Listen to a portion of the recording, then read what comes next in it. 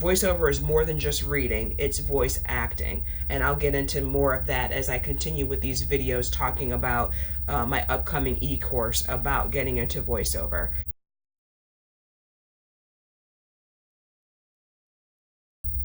Hey, this is Doriala Nieves, and I'm going to be talking to you today about how podcasting is different from voiceover. I'm a voice actor, and before I became a voice actor, I was doing a podcast for a while. I've been doing it about 4 years now, and I wanted to talk to people that do podcasts that are interested in getting into voiceover. So this is just a brief kind of overview of the differences between the two. It's not all about how to get into voiceover, but I am going to be launching an e-course in the new year.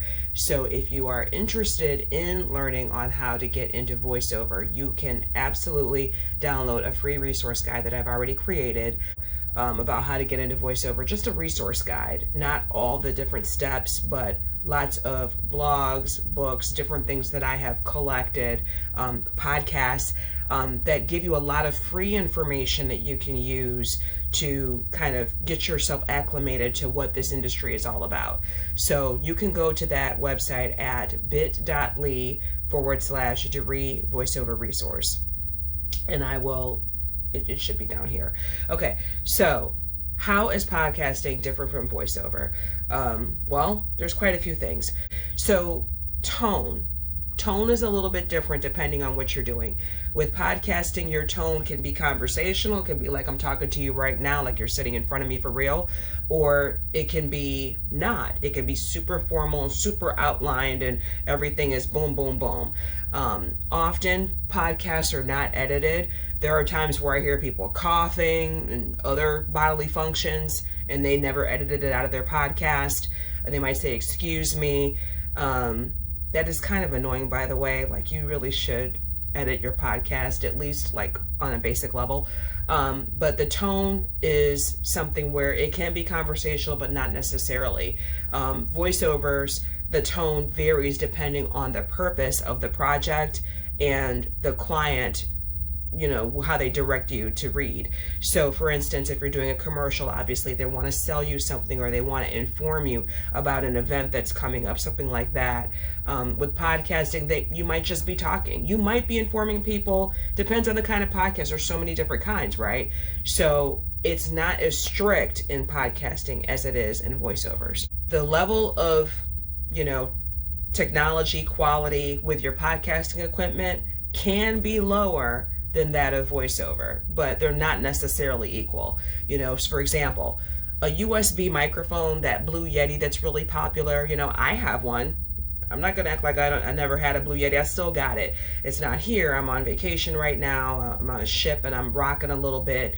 But my USB microphone I use now just for like webinars and things like that. And if I'm doing a Zoom with, my coach or something.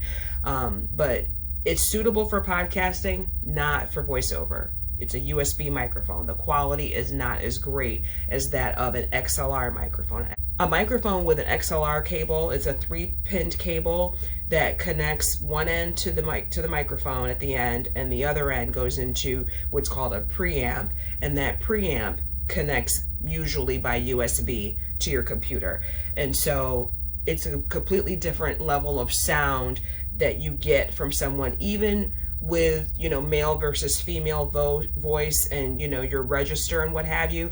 You're always going to get a better sound when you're using a microphone that requires an XLR cable versus a microphone that just plug and play with a USB. So I'm not knocking the Yetis, because like I said, I have one. I like it. When I started off my podcast and all that, that's what I used. But now I've graduated and I have something better. So, just because you're podcasting and you already have a microphone and equipment doesn't necessarily mean it's going to fly for voiceover. The third thing, music. Some people do their podcasts with music, some without. They might have it, throughout the whole show. They might have, a little ding, like to note when they're going to do a commercial or something, or when they're doing different segments of their show, depending on how it's formatted.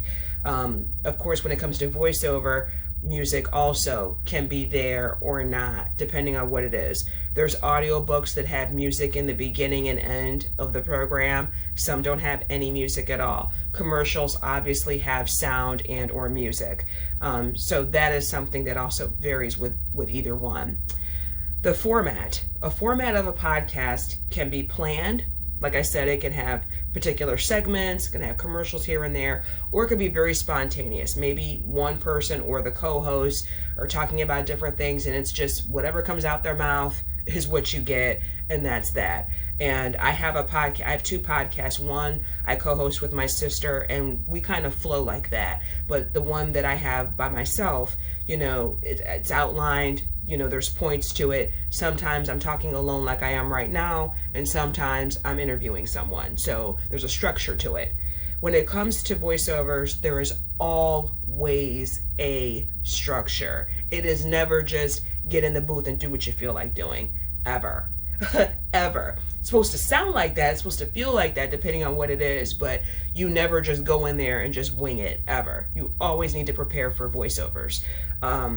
It's planned, sometimes it's client directed if you're in a live session with the client, and it has to be approved by someone. There's times where they might want you to go back and reread something multiple times because they didn't like this word or that little syllable of a word. And yes, I'm not over exaggerating. It could be that finite. They hear something and they have a idea and a vision for what they want that voiceover to sound like. So when they hear you, they may like you and everything, but they want something to be very precise.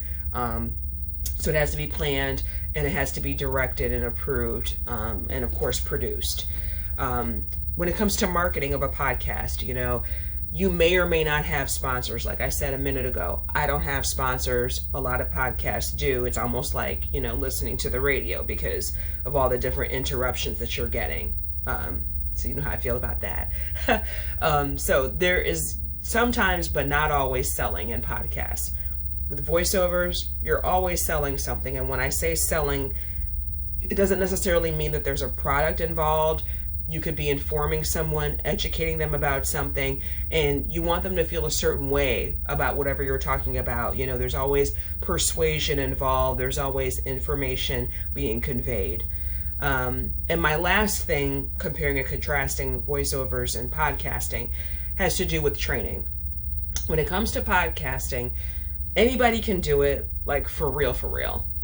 All you have to be able to do is have a voice and be able to read or be able to, record into a microphone. That's it. Anybody can do it. I love my mother, so I'm not putting her down when I say this, but my mama can do it. She's not tech savvy. She can make a podcast. My daughter can make a podcast. Anyone can make a podcast. Training is not really required to be able to create a podcast. Anyone with a voice can do it. With voiceovers, not so much. You always need to have training. It's essential that you get the proper training and coaching. You can go to what I call a VO school, where they have a curriculum and they assign you with a coach and you go through different techniques and things that will help you. Would serve podcasters really well too, especially when it comes to things like articulation, breath support, just being mindful of, your chest and your diaphragm and everything as an instrument, because it's sort of similar to singing in a way, what I'm talking about. You're, just being aware of your vocal situation. And it takes more than just being able to talk and to be able to communicate. It's involved. And I've learned quite a few things in the last few years that I've been doing voiceover. So by popular request, by popular demand, I'm creating an e-course that you can use that will walk you through the different steps and phases. So for those of you that are involved in podcasting, you're actually quite a few steps ahead of everyone else that has never done a podcast, because even if you don't have all of the exact equipment that I was mentioning earlier, you understand the concepts of like how to treat your room, how you have to be in a quiet environment, and how, you can't have echoes going on and things like that. So there's a lot of basics that you'll be able to kind of breeze through a bit just because you've been recording yourself for a while. Again, go to bit.ly/Doree voiceover resource, and it will give you a 14-page PDF of just a lot of resources, and it'll put you on my list, which will let me know that you're interested in learning more about voiceover. And then when it's about time to launch, or even more of these videos like this one, you'll get an email that'll let you know. You'll be the first to know. I hope that you enjoyed this video. If there's anything that was unclear, please leave me a comment so that I can improve, because I also talk about this when I do speaking engagements. And again, I started off as first being a podcaster before being a voice actor. So this is the perspective that I have. Do you already have to have a podcast in order to do voiceover? Of course not. Of course not. There are thousands of voice actors that don't do podcasts. This is just my journey, and this is the way that I came into it. So leave me a comment, download the resource, and see you in the next video.